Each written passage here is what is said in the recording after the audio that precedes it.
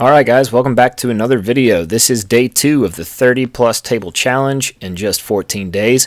As you can see, I'm jumping straight into more rough millwork. I am dimensioning these 10-foot boards down into sections, hoping that I can get 3 pieces per. That'd be 2 for my 4 tops and 1 drop. That allows me to make just enough of a glue up to get a 24 by 30.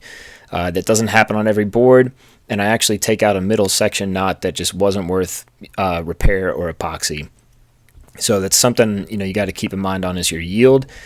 Fairly simple as a one-man operation here. Obviously, it always kind of sucks to lift really heavy boards by yourself, but it is ultimately faster if you can muscle through it. Using the Makita powered 7 1/4 inch saw, I believe.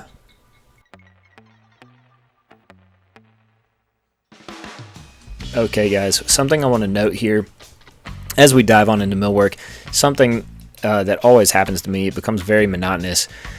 Put in a good podcast or start jamming out. I believe that I was jamming out to Weezer for this particular section. And the other thing is, depending on what you have lined out in your budget, it helps to have a buddy to pass these boards to. You could probably do it in half the time. So it all depends on how you priced out your project. What's going to be more effective, not having a helping hand or getting it done faster. I enjoy the challenge, but to be completely honest, it was absolutely exhausting to repeat this process over and over. Also, I'm only taking off less than a 16th per pass. I don't want to overwork the motor.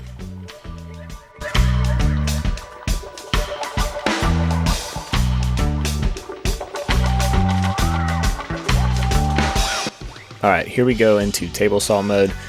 This first cut I'm going to do in real time for you guys just to show you how long it takes to cut each of these boards on this Delta table saw. The other thing is I have hundreds of hours on this particular table saw. I'm comfortable cutting alone and catching my own pass there, but it helps to have a buddy, and it is ultimately safer than reaching over a moving blade. I know a lot of you might disagree with the way that I'm running this fence and this saw blade. Again, it's because I wouldn't say comfortable, I'm confident in my ability to avoid the blade with my hands.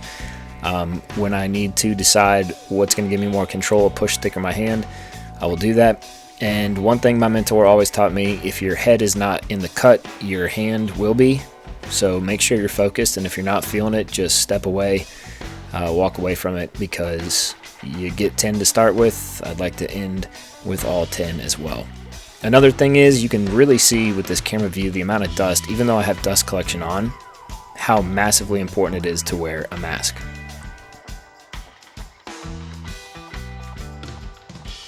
Alright, now I've already set the fence on this joiner. It is imperative to set your fence with a speed square or a machined precision square every time that you start in on your joinery work, just to ensure you're getting a proper 90-degree edge on your boards.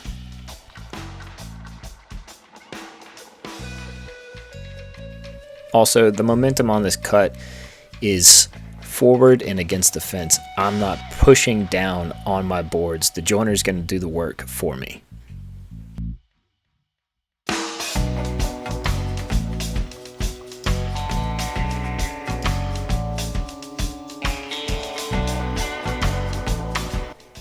Alright guys, this is Kyle, one of the owners of Mesa. He's a pleasure to be around, and the dude right here is actually organizing a screw box, and I just wanted to note that because it's a heck of a thing to see the leader and owner of a company organize the screw box even though he's not the one who dropped it. Shout out to Kyle for doing what nobody else wanted to do. We'll end with him because this is where I called it a night after about 3 hours of millwork. Remember, if you liked it, hit the like button, subscribe, and we'll be back with more.